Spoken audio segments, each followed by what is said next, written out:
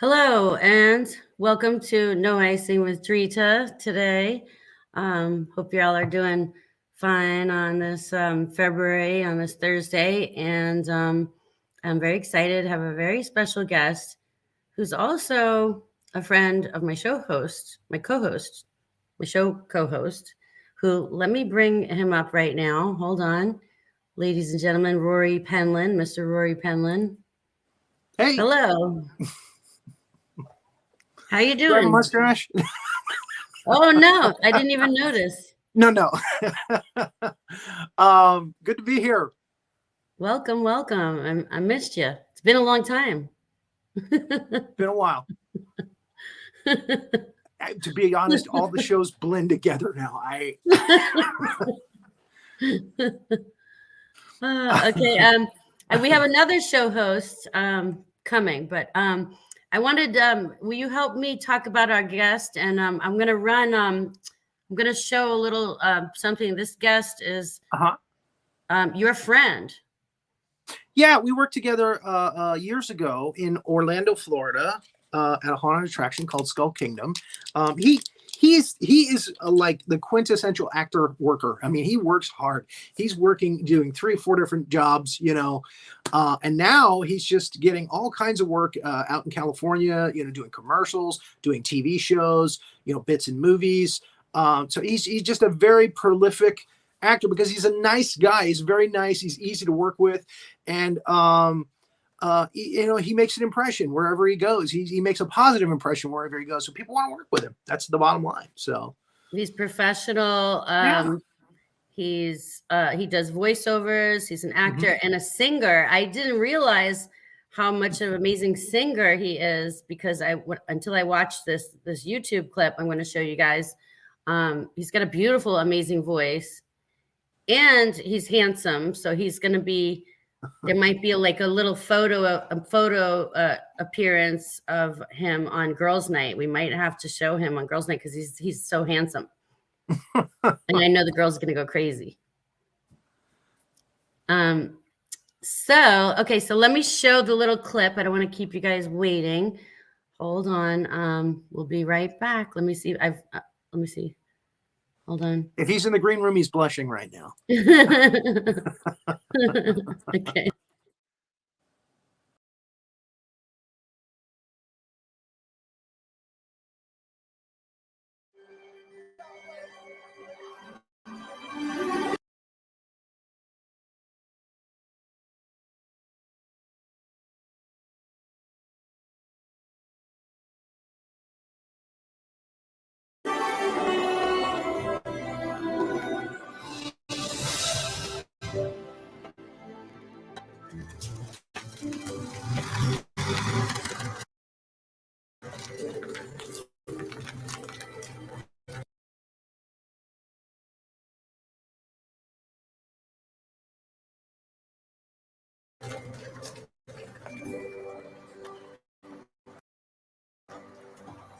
Oh, great.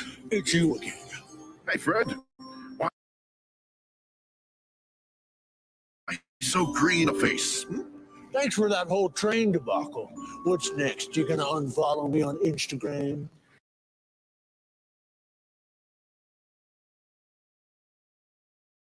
I'm sorry about that, but you brought it on yourself. You really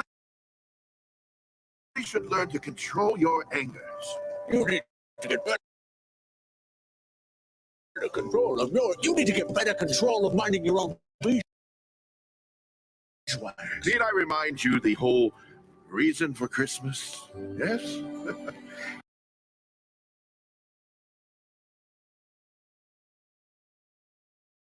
No one should be alone on Christmas. And whether it's me or Sal, we're just trying to do what's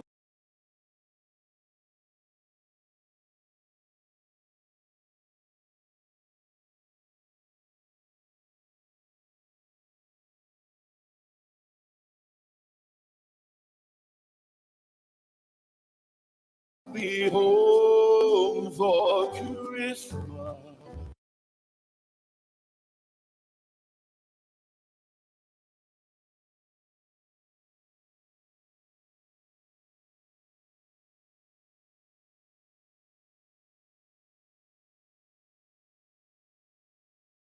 It was It was Ray buffering.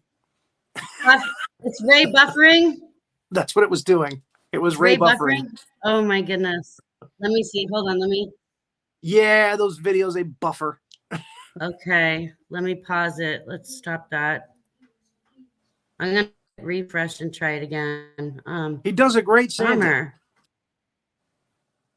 I know, and he hear his voice and the sound and the visual, the audio, and And that's his beard. I think I love this. That's his real beard.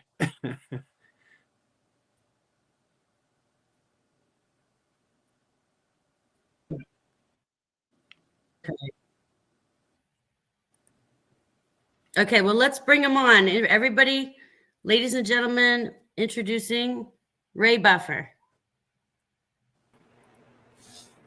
Yeah. Hello. Hey guys, how are you? There he is. Yeah, I just typed in chat. You probably should choose a lower resolution for the screen sharing. Oh, maybe that's what it is. Yeah. He knows. You know what I'll do? I'll Yeah. try that in the settings, and I'll run it at the end. I'll run it again, see if we could do it nice no worries. and clear at the end. But I was buffering. You were. And we have another guest here, my executive producer. Hold on. Here she is. Remember. Hello, I love you, Ray. I did meet Ray before when he was on with us, but I'm here, yes, and I'm a big fan of yours, Ray. So Thank it's nice to you. be here with you Good to again. have 3 fans. Oh, it's a lot more than 3. It's a lot more than 3. Well, I saw the thing that you sent recently where you were playing, I guess it was a Frenchman. The Western thing was very impressive looking. Yeah, and that's a very TV happy. show? Yeah, it's called Into the Wild Frontier, and it's in its second season. I'm in the premiere for the second season called Kit Carson. It's about the hero, Kit Carson. They show him as a teen and then as an adult. But actually, last season, they also had an episode about him exclusively as an adult. So they brought that actor back. They also cast a younger actor to play Kit Carson when younger. And my character is the great a guy named Joseph Chouinard, but it's French. It's spelled Chouinard. Joseph, he was Voyageur, which the Voyageurs, the French Canadian Quebec Voyageurs, are these big burly guys who normally they were shorter because they would carry like 500 pounds of fur to the canoe. They were like the marine force of fur trade. And my character happens to be a very big and tall voyageur, and so he's also a bully. And he picks on his own countrymen, but he really likes to pick on Americans. And so that's why he and Kit kind of get into it in this episode. And that's out now, or? Yeah, it's coming out February 15, actually. So this is a very 15th. timely interview. Yeah, Next it's week. on INSP TV, which is available on Pluto and some of those other streaming conduits. Awesome. Okay, so people can tune in and find it through INSP. Yeah, INSP TV, they exclusively show Westerns. So if you see INSP with a little cowboy hat on it, that's their logo. Oh, They cool. show like Bonanza and all these old Westerns and then new programming as well. And Into the Wild Frontier is kind of a hybrid documentary and live action series. They also have experts, talking heads, talking about the Old West and about the characters from a historian standpoint. Then they get to the live action. And so part of the live action. Wow, that's so cool. I'm a huge Bonanza fan, by the way, and I just started watching Deadwood for the first time ever last night. I just got through the first episode. I love the whole genre, so I'll have to check out INSP just generally. I think it sounds really cool. Yeah, Ray, my parents were big Bonanza fans too. And in fact, growing up, my nickname was Hoss because they would call me. My gosh, that is such great. And Dan Blocker, who played Hoss, he had a master's degree. He had the highest level of education of anyone on the cast. And a lot of very forward-thinking, very progressive for that time, the whole show. Dirk? I don't think people always remember that, but And yes, a great character actor. Yeah. Which one was the son? Which was the father? Dirk Blocker and Dan Blocker Dan Blocker was the Haas character. was the father. No, Lorne Green was the father. Lauren Green was No, the no, father. no. I'm saying he had a son, and I guess that was Dan Blocker. Dan Blocker was Haas. I don't know who Dirk. Dan Blocker's Dirk. son was. I don't know Dirk if he Blocker, had who ended up on like Baba Somebody Black Google it. Sheep, and after his father passed, he was doing shows for a while. I'm a big Gunsmoke fan myself. Yeah. I'm truly hoping to get the Deputy Dooley, who's like the only surviving cast member. He's still alive. I'm still hoping to get him on the show one of these days. It's casual.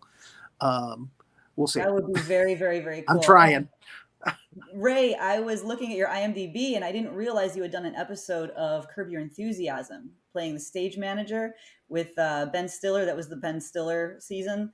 Yeah. I'm like this huge fan of Curb Your Enthusiasm and everything Larry David does. So anything you can tell us about that experience, how you got in with that. I mean, it's a totally unique process. They do improv. You have to be quick on your feet, right? My understanding is that the only people they allow anywhere near that show have to be very good in the moment. So what was that like? Well, yeah, that was early in my days in California. That was back in 2004. I've been in California, moving from Florida since '99. So I was about 5 years into it, doing mostly just background work. When I first moved here in '99, I purposely stayed non-union for about 7 or 8 months. I could have joined SAG right away because I was already a member of Actors Equity. And there's a sister union clause where you don't have to get vouchers and anything. Yeah. But I didn't want to buy into SAG that early, being a stranger in a strange land. So I did the non-union thing for a while, because back then we had these Thomas guides. Do you remember what those were? No. Yes. The Thomas No guide was GPS. the spiral bound maps. No GPS, no Google Maps. No We Google had, Maps, no GPS. We had a spiral bound map in our back seat that we had to like thumb through to find the grid of where we were going. And so for the first 7 months I was in California, I did that to make sure I knew where I was going. And then I showed up on time, and then I joined SAG. So in 2004, I was booked, I think through Central Casting, I thought it would be a featured background role. I was told I might be playing a character that was part of the crew of a theater. And so I showed up and I sat in holding for about half an hour.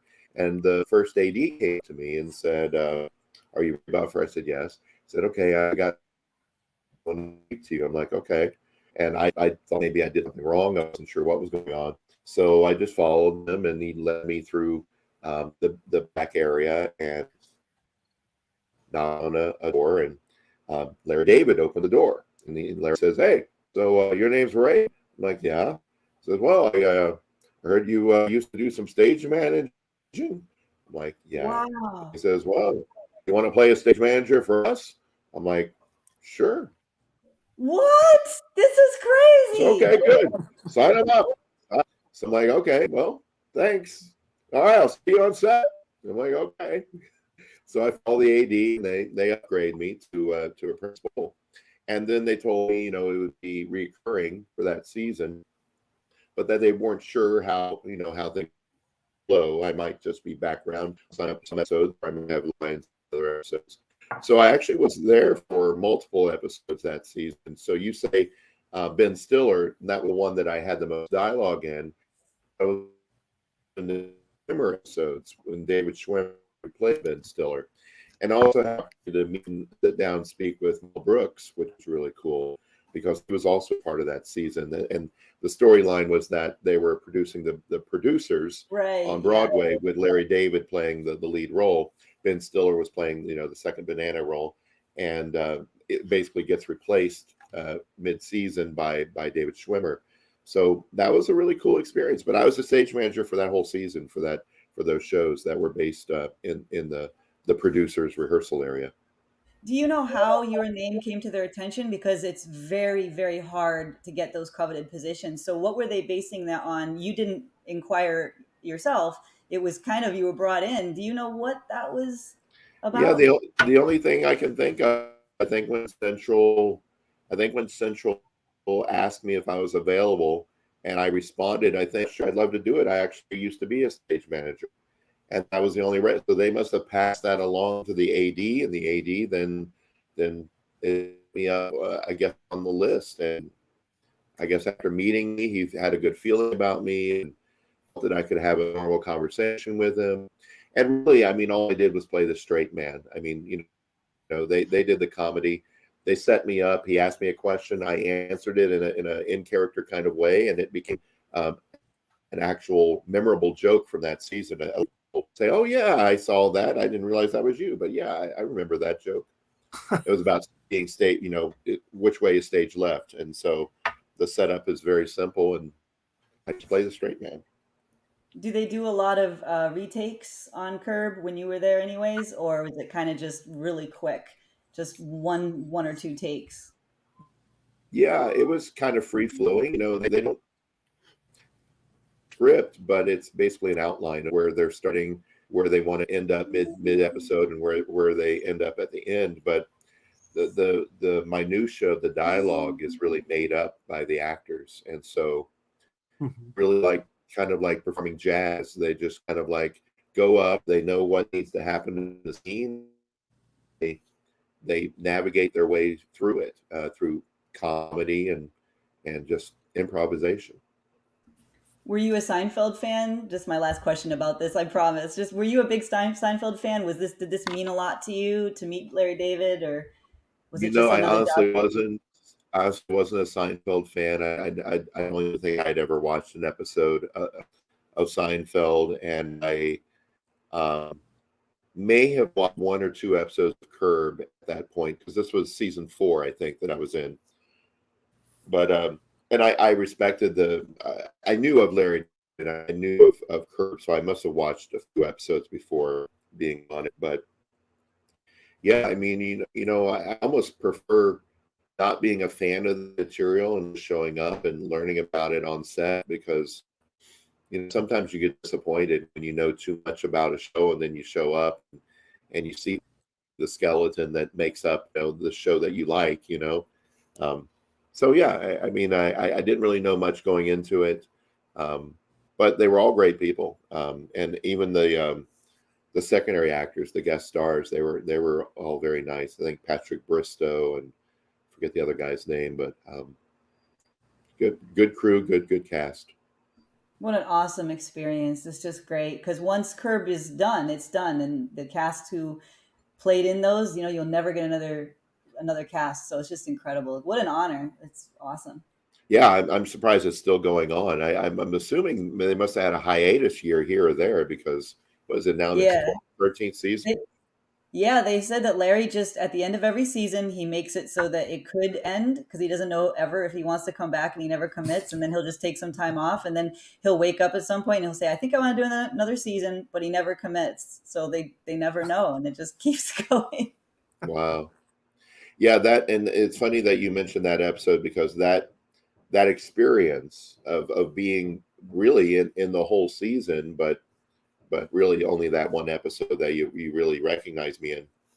But that experience made me think that I had momentum, that things were taking off, that that maybe this was part of my big break, and I was going to just burst out there and get even better work. And inevitably, that's exactly the opposite of what happened. Just kind of fell off. Oh, I didn't work at all after that for a few months, and then I was like, well, I got to pay the bills, and this isn't doing it. So got to go back and work a regular job for a while, and that's what I do. Oh, wow. Which regular job did you take after that? It was mostly in retail. Stage manager. Huh? Stage manager. Stage Yeah, manager. right. No, it was in retail. Stage manager would have still been nice, because I would have been still involved in the arts. But no, it was completely like analytical kind of job for a couple of years out. And I went. I decided, maybe since I'm a musical theater person and I didn't know the world in California, even after being there for 5 years, maybe the way to break into it would be through the back door. So that's when I started working for the Laguna Playhouse, marketing and development. I learned that world for a year or so. Then I worked as a general manager for the Long Beach Opera and kind of did business end of things. Nothing like just kind of the business end for a year or so. And then during that time, I realized, why am I doing this for other people? I know all the elements now that go into running a business like this. I'll start my own. And that's when I started my own theater in San Pedro, called The Relevant Stage, and I ran it for about 5 years. Then when the funding started to dry up, the economy in like 2012 started to tank, I went back into a kind of an analytical job for a couple of years. And during that time, moved to Long Beach and then got the craving again for the arts. And I started another company with a friend called Art and Relation. We produced about 3 years of shows. Then the pandemic happened. So just before the pandemic, I decided to focus exclusively on acting again. Stop directing, stop producing, just be an actor. And things have been going well. I think because now I'm older, and I'm not 30, new in California. I'm 50, been here for about 20 years or more. I've kind of grown into myself, and I'm seeing more roles come my way in this skin than I did 20 years ago, 30 years ago. Yeah. Characters. Yeah. That's amazing. I wanted to say, because you came to California from the East Coast, and I know exactly what you're talking about because I'm also in the Screen Actors Guild. And, not only do you, when you move to another state, you have to learn all the highways and the roads and which way is west and east and north and south, right? Which is not easy for some people, including myself. But the Thomas Guide, there was no GPS.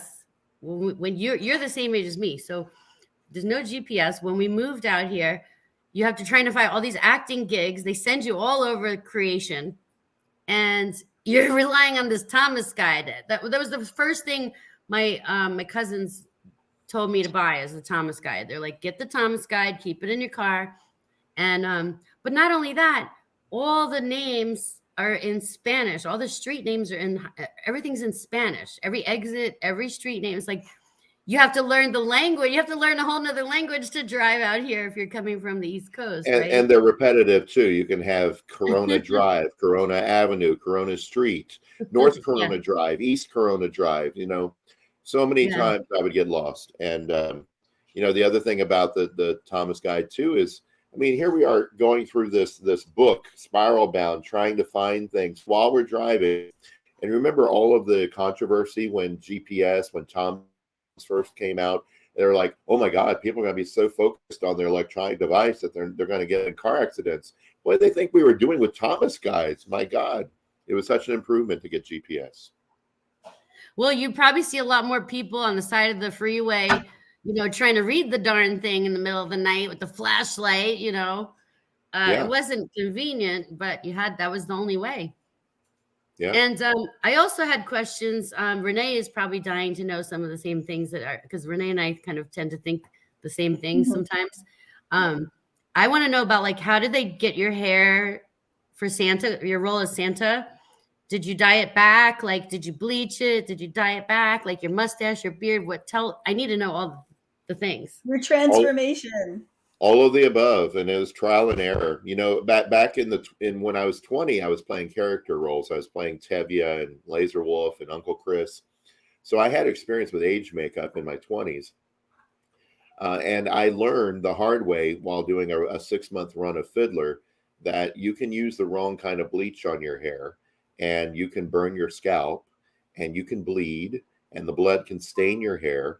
I was actually a redhead for a couple of performances of Fiddler because I had bleached my hair with the wrong bleach. And the blood had actually stained my hair. And it I had to use special shampoo to get the hair not to be like al dente pasta and stretch, and actually firm up again. But trial and error. So lesson learned, now I'm 50, but this is kind of my normal coloring, brown with the salty down here and brown that kind of trails down. So to do the Santa work now, I wig and beard, which I don't like the look of that, because if it's not done really well, you just look like a mall Santa. And So traditionally, I'll grow it out. Then I will bleach everything. I'll bleach the beard, the mustache, the hair, using the right kind of bleach, and get it under that pale yellow. And then I get a toner. Either I'll use a toner shampoo and just do it frequently, or I'll use the actual toner. And usually it's a purple tinted or a pink tinted toner to get to the silvery white, and just get it as bright white as I can. Get all that yellow out. I do the eyebrows as well. So in that clip that unfortunately didn't play correctly, you would have seen like my real beard, longer and treated to be like a snow white, along with the mustache, eyebrows, and the top of my head. And then maintain that just using the right kind of toning shampoo and drying it and just keeping it in good condition. And then once it was over, actually at Christmas Eve, I went back to my hotel in Vegas because I was doing this gig in Vegas as Santa, and I got the dye and I just put it in my hair and went back to brown. So for about a week, actually, when I drove home on Christmas Day, I was, this brown long. I looked more like a truck driver or a biker. I had like the reddish brown hair all around, and I was that way for a couple of weeks, and then trimmed it down and started letting it go back to natural. And this is where I'm at now. That's amazing. Like, I'm surprised you don't have like a makeup. Answer your question? Yeah, I'm just amazed you did it all yourself. I'm like flabbergasted. I thought you would have like a makeup and hair crew. Yeah, I mean, there's something. Sure. No, I mean, there's some things that I go to, you just got to know what production company you're working with. The one I was working with, they provide a makeup artist who does, like the foundation and the blush and things like that. And maybe we'll, touch up my eyebrows if a little bit of color is coming in and they want to make it brighter. But, going into it, I knew that I wanted to provide them with a palette that was already white. And I do that with other Santa gigs as well. But, a couple of years ago, I was doing a show where I need a brown beard and I needed it to be shorter, so I had to grow it out and bleach it. But then I got hired by Yankee Candle in Santa. And I was like, well, in a perfect world, I would have grown this out and done a whole bleach treatment for this gig, but I couldn't because I was also doing something else where I needed to be brown and shorter. So they actually put appliances on me, but they did it professionally where, I kind of looked kind of like cross between Petto and Kurt Russell. They had like beard, glued on over my actual beard, and then used part of my hairline and put an actual human hair wig on me to give me the longer grayish white hair that they wanted for that Santa. So if you look at the Yankee Candle campaign I did, you see they did, and that was professionally done. But everything is a little bit different. When I did a screenshot this Santa with a movie that hasn't come out yet, but I played Santa, the titular character in the movie. They used the appliances that I brought in Yankee Candle. So when the Yankee Candle was over, they said, hey, we're going to use this wig again. We're not going to use this beard again. Feel free to take it with you. So I did. And so I had these elements from the Yankee Candle campaign. They applied them for use in their film. So it's every project is going to be different as to how they approach makeup for these kind of specialty characters. That's so amazing. And I think I used to, I've been to Central Casting, but it was many moons ago. I don't know if is it like on Wilshire Boulevard still? I don't know. I've been there. You're in Long Beach. So Long Beach is not too far for you to drive to LA, right? So that was a problem I found in acting was, being in Southern California, all the stuff, I've worked on productions here in San Diego, but it's like, there's only a couple things that are, there's only a couple talent agents here. There's only a couple casting agents here. And if you really want to get involved, you got to go to LA. That's it. So that's a long drive for me. That's a couple hours, 2.5 hours, maybe. But for you, you get there pretty quick, right? Yeah, I think Long Beach is a good midway. It's far enough away, but it's also close enough. I mean, if it's a trafficy day, it might take me 2 hours to get to some places. But if it's an 11 a.m. call or a 3 p.m. call or a night call, then yeah, I can get there in half an hour or less. And what's nice about Long Beach is I can also drive to San Diego for an audition, or it's an hour and a half there. It's it's basically the same as going into a deeper part of LA, in traffic. So it's kind of a good midway point. Yeah. Yeah. And I have another guest that would like to come and say hi. He's been frozen, not in the movie Frozen, not in the theater Frozen, but he's been frozen for like thousands of years, like centuries. Like, Renee, how many years is this? Do you know who I'm talking about, Renee? Yeah. It's probably about 7,000 years. It's like dinosaurs and stuff, I think, roamed the earth before this guy got and he recently got unfrozen, and now he wants to come and be involved in all the shows. So he's really active now. He's very active. I mean, he's fat. He's stir crazy, ice cream. Ray knows me. We used to work together at Skull Kingdom. It's Sugar. Sugar. Sugar. You have to yell it. I was only in for 400 years. I was only in the ice. They thawed me out in Romania after 400 years. I see. So not you've had some work done. Thank you. Yes. Do you like my hair? Had some work done. The color. It looks good. Thank you. So this is closer to what I actually looked like before. You do that yourself? Yes. We could probably share What kind of bleach? What kind of bleach? I'm sorry. This is just L'Oreal, L'Oreal. So, of course it would be L'Oreal. It was easy. You buy at Walmart. The actual girl L'Oreal, or did you actually use a human being for that, or the product L'Oreal? The product. You know your stuff. Oh, okay. So yes, we worked together. We were both greeters at Skull Kingdom in Central Florida, and he was very tall. I remember that. Very, very tall. How tall are you, Ray? Yes. Everybody always asks how tall you are. How tall exactly? 6'4". 6'4". Okay. Yeah. Oh my gosh. But really, when you meet him, he looks like 6'8". Cigar, do you remember the black curtain? Yes. You were very good at the curtain, doing the impact. Yes. The impact to Sydney. Yes, Sydney was the best person on the front cash. Skull Kingdom. Yes, one of the things we would do at Skull Kingdom is see how far we could make people run the door with the initial impact. Yes, you have to come out very quickly. My phrase was, "Are you ready?" So it was, "You ready?" Yes. Ooh. You could hear him all over the castle, even in the back. Are you ready? He was good. He was very good. Exciting. He should have yelled Sugar.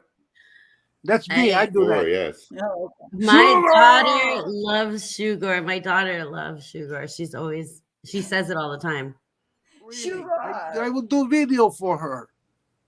You tell me I'll do video for her. She's very sweet to like me. I'm a very simple guy. All I want is cable TV. I'm good. Sugar, if you were ever captured by someone and then released, would you then become sugar free?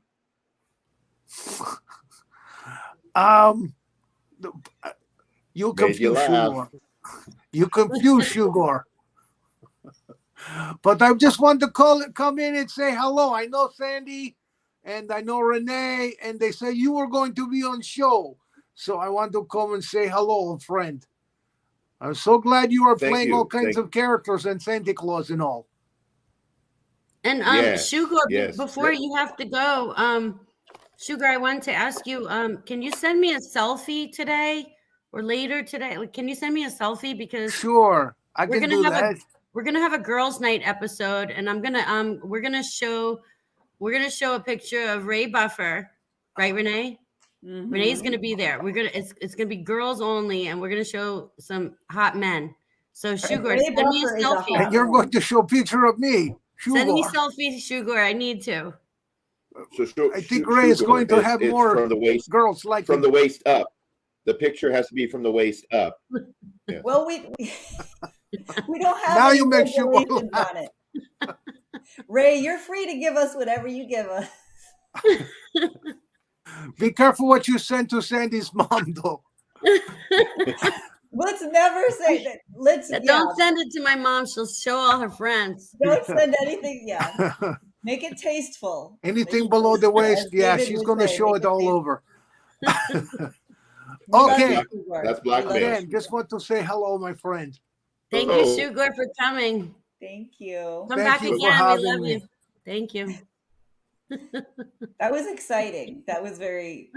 My heart was racing. It was very exciting. I know. I think there's different strokes for different folks. There's got to be someone that will fall in love with Sugar. Yeah, I think probably a lot of people. He's right up a lot of women's. He's very.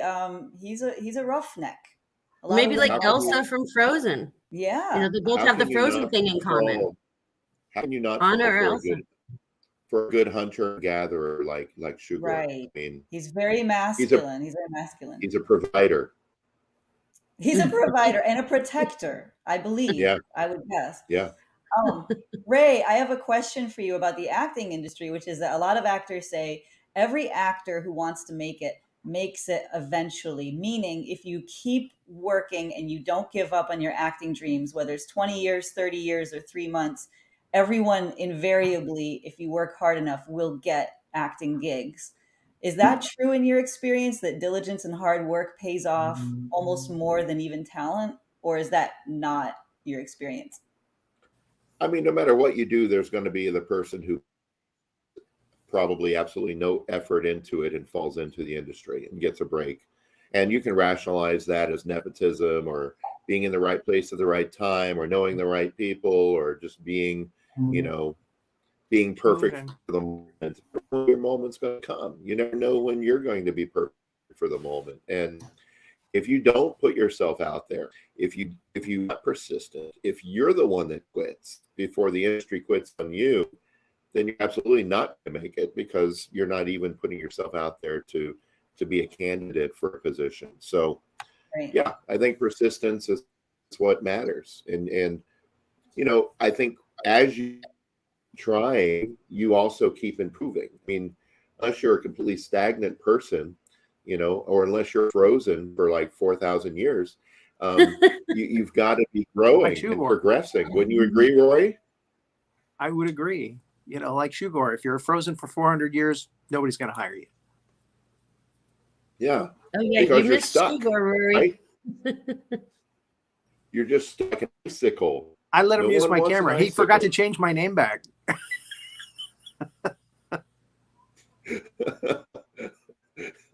Well, he's when your brain's frozen for 400 years, things, you forget things. But no, I think persistence matters. And Yeah, I like Um, Renee's in my question case- too. in my Um, case, it's been a revolving door for me, but I'm giving it another push and I'm going where the momentum takes me. Yeah, I was gonna say also, like, my experience was, if you don't show up, like, living close to the big casting agencies is like, that's a big part of it, because they have all the hot shows that they're working on and they're casting for. So I think being able to get to those places, living close to those places, and then just showing up. Sometimes it's the person who shows up.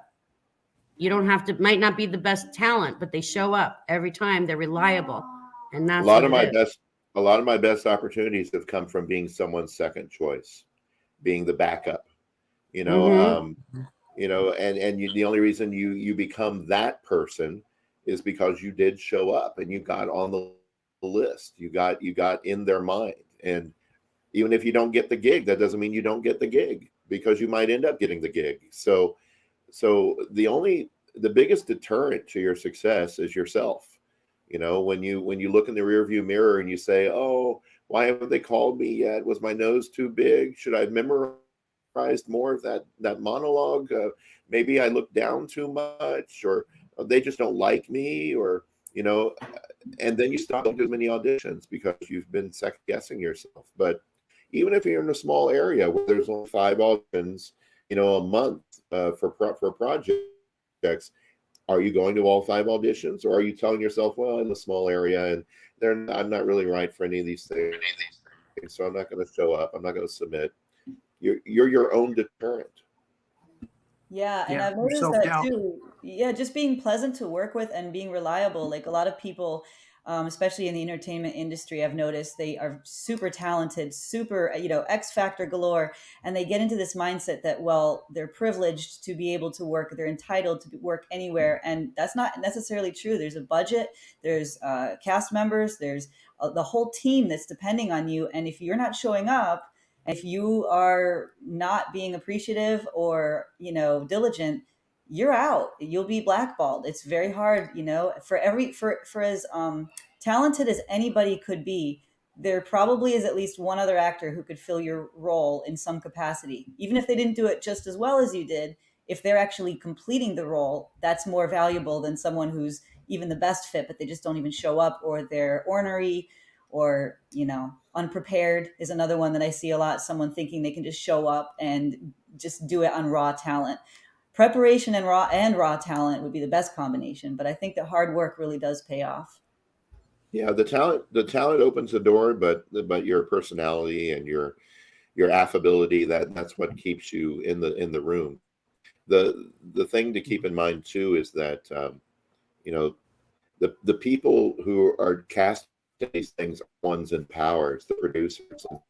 Sometimes you audition for something and you feel like you're a perfect fit for exactly what they've written that they're looking for, but what they're looking for changes, and you don't know unless. And this has happened to me a handful of times where a casting director will contact me and say, I wanted you for this job. You were perfect for this job. You did everything right. But the producers decided to change the character to female and make her a redhead. And we can't use you for this time, but I really want to work with you in the future. And it's really nice to get that kind of communication, because it lets you know that you didn't fail, that you did what you're supposed to do. And you also know that you're in the back pocket of that casting director because you've made a good impression. Yeah. And something Oh, comes up, yeah. they're going to use you.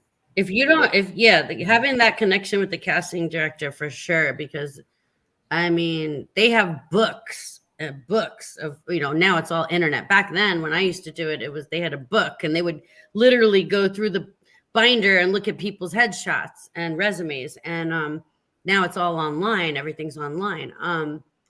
But you're available for things. And then also, I'm going to run the banner again. Also, I was wondering, how did you learn how to sing? You have a musical background as well. Yeah, it was actually my first love. I had some involvement in being in a play when I was 5 years old. I remember it was at Victory Baptist Kindergarten, and I was a town crier. Ding dong, hear ye, Caesar Augustus says blah, blah, blah.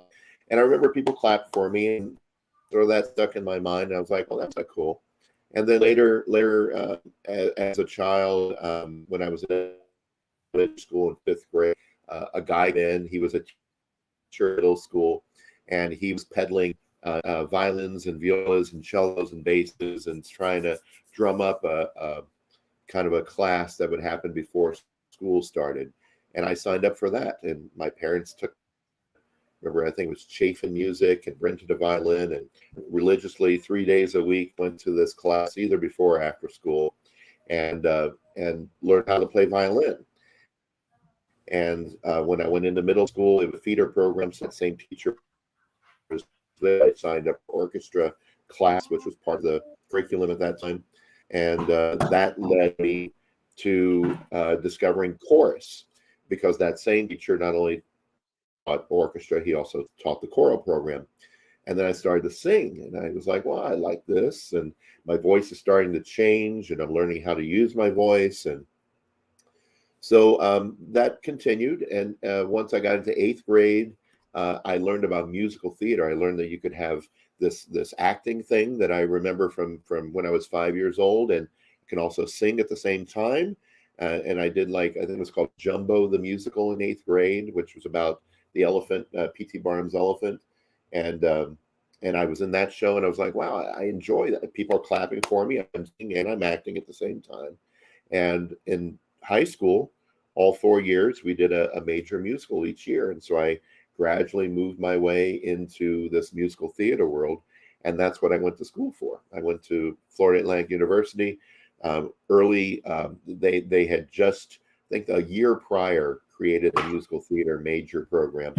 And so I majored in musical theater. And while I was there, I also worked professionally in musical theater at a dinner theater in Boca Raton, and became equity before I even graduated college.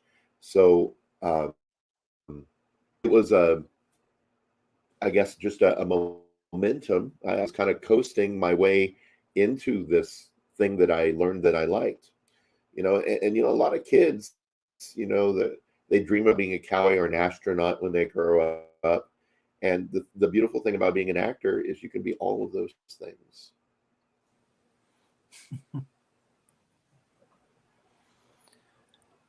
So, yeah, singing. There's a can Trump sing. joke there somewhere. Sorry. The NFTs as an astronaut, cowboy. The NFTs. Yeah. But that's so true. Yeah. I mean, and when I was young, I had the same dream. I wanted to be a famous actor on TV or movies someday. Ended up doing stand-up comedy later on, but yeah, it's so true that you get to play all those things, when you're an actor. Yeah. And every You actor get to be will Santa tell you the Claus. hard work. Yes, you can even be Santa Claus when you grow up. Every actor will tell you the hardest thing is getting the job, and then once you get the job, it's kind of gravy. It's like, now I just get to have fun doing what it is I like to do, because no one really loves auditioning and really loves driving for 2 hours to get somewhere and apply for a job. And that's what we're doing. Most of our life is spent applying for work. So you have to have a certain mindset for that. Yeah. How did quarantine and all that change your life? You went more into business during that time. Now you're going back into acting. Do you miss the business aspect more? How are you, sounds like you're multi-talented, right? So how do you feel fulfilled when you're having to focus on one thing when you love other things as well? Yeah, I mean, I feel like I've got good balance right now. And before quarantine, before pandemic, when I was directing and producing, I also, use that opportunity to put myself in roles and shows, and give myself an opportunity to act. But what I found I didn't like was directing and acting at the same time, because I couldn't turn off my director brain and stop hearing the people off stage playing because their costume was too short or the water wasn't there. So, it's hard to focus and be an actor when you're also a director trying to listen and put out fires when they come up. So I decided I didn't want to do that anymore. I just wanted to act. I want to show up. I want someone else to worry about someone's socks not fitting, or someone to make sure that my socks fit. I don't want to be the guy that has to do that when I'm acting. And so during the pandemic, I worked a lot. A lot of people weren't working, and for some reason, I worked a lot, and I don't know the reasoning. Maybe I had just gotten to a certain point in my work ethic and my persistence that I didn't allow the pandemic to slow me down. Yeah. It was just a weird confluence. And you were willing. I find, yeah, a lot of people were scared, in the beginning. Right. Yeah, maybe because I had the mindset that I wasn't really letting anything stop me. I went on my first trip to Europe. I went in February of 2019, and I was there in Europe when the lockdown happened. So I was there for 3.5 weeks, seeing all these different countries. and got stuck in Prague, and then came home 2 or 3 days later than I planned. But then I saw California get locked down just as I was arriving. So I was thriving. I got vaccinated, got my boosters when it went, and I just keep plowing along. It's anecdotal. Everyone's experience is different, but I haven't been sick in 3 years. I mean, I haven't gotten a cold. I haven't gotten, a sinus infection, which I was plagued with all the time. I don't know. Again, I don't know the reason. I don't know if I can credit vaccine, just the quality of life, or wearing a mask when we did, or washing our hands more. But for whatever reason, I've become superhuman. Yeah. No, I'm just. Well, they just, make you test, right? You Yeah. everyone had to be tested before getting on the set. Everyone. Yeah, Right? test frequently. Everyone. So He's negative. Call him back. I've never. Yeah. So I mean, I've been singing. I have church gigs. I have other singing gigs. So I find balance. Even if I'm just doing a lot of acting. Some of my acting gigs have been singing. Like I was a singing eyebrow in a PSA for the Red Cross. Awesome. I was singing as a caroler in a commercial for Capital One. So where I was lip syncing. I love all the commercials you do. I follow you. Everybody go follow Ray because you're always working on something interesting. I always follow you. We're definitely going to be talking about you on Girls Night. Get ready. Oh yeah. Oh, definitely. Get ready. Before you go, Ray, because I know we're coming up on the end of the hour, but I'm very passionate about this question because, and it sounds like you're someone who you take the bull by the horns. You, even during quarantine, you didn't let anything pull you back. You just constantly are going out and achieving your dreams fearlessly. And I meet so many artists who are sensitive and they're talented, but maybe there's someone in their life that is holding them back. Maybe it's their own imposter syndrome that's holding them back. It's very rare that you find someone who actually will throw themselves into their destiny with abandon and just go for it. What would you say to people who are on the fence and just second guessing everything, or maybe they're allowing someone to hold them back, or they're afraid of rejection, all of these things? What do you say to them?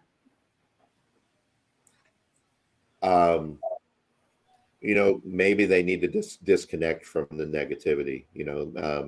In some cases, if it's a person or a place, maybe you need to move. Maybe you need to change things up.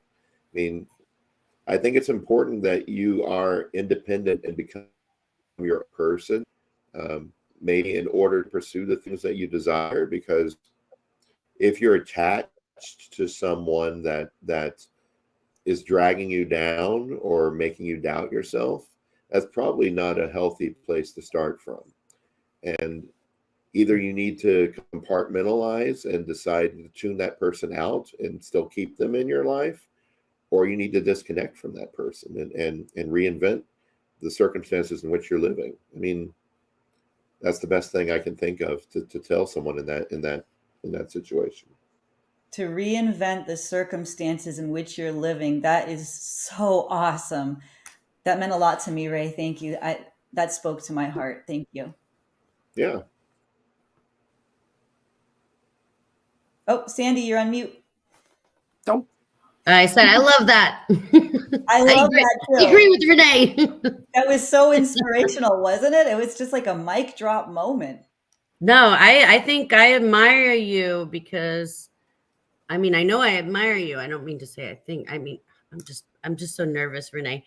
My words are getting fumbled, but no, I just I see you. I see you. I think that's what I see you. I see your hard work, and I follow you, and I see you, and I'm so happy for you because I think it's all paying off, and like just keep doing what you're doing and don't stop because.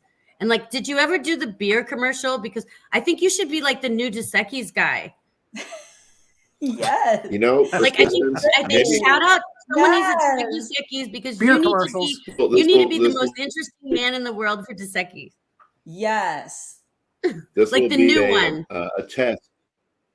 This will be a test of persistence because I do these little Instagram posts in the hot tub with any beer I'm drinking on any given night, in hopes that eventually, cumulatively, some casting director or producer for some commercial or ad agency might see it and say, yeah, I follow this guy on Instagram and he's always posting pictures of the beer. We should have him do a commercial for us. That's what I was thinking. Like Who knows? Make like, it happen. They have to. They Who have knows? to. Are they crazy? Who knows? But I still enjoy, even if it comes of it, I still enjoy the beer and still enjoy the hot tub. The hot tub. You can always enjoy the hot tub, right? Recreate the environment Yep. of happiness. Recreate the circumstances in your life or something like that. I'm going to go back and watch it. We Yeah, we gotta clip that, Renee. when I'm asleep, I'm just going to play that on That's a repeat. T-shirt. That's a quote right there.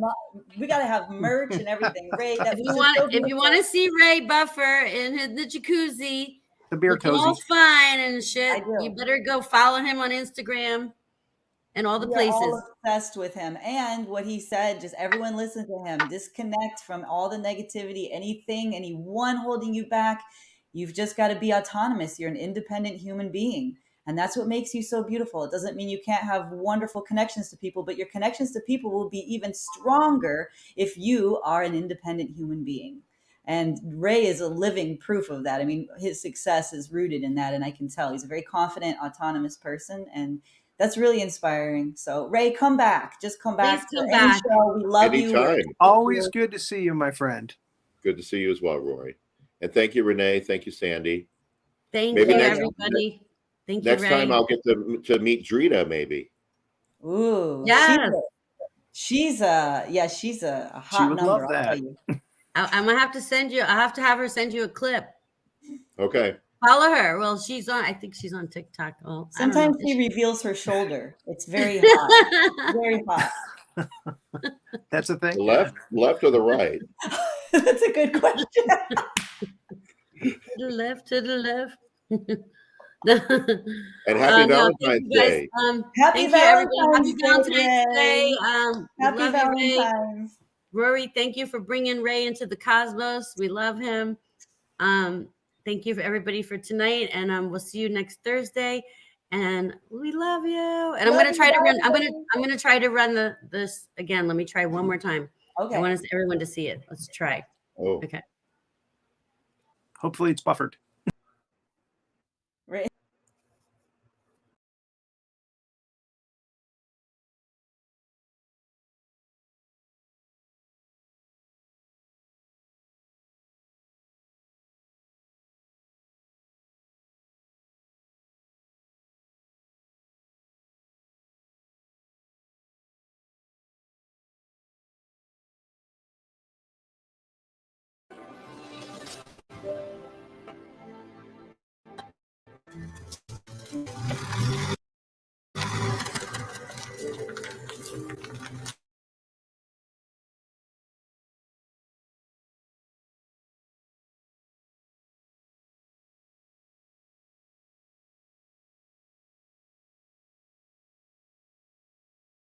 Next, you're gonna unfollow me. Enough. You really should learn to control your angers. You need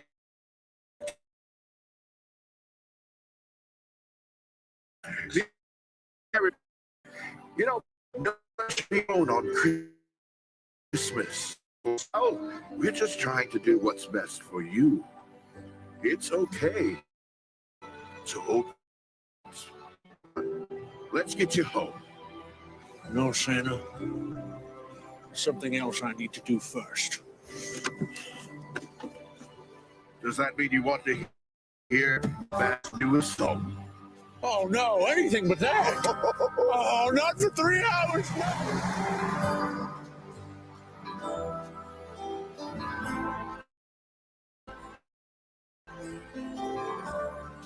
I'll be home for Christmas, if only in my dream. If only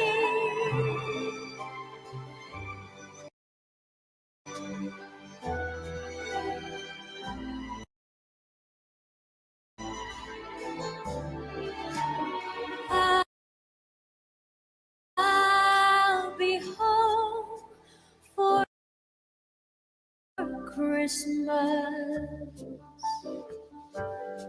You can plan on me.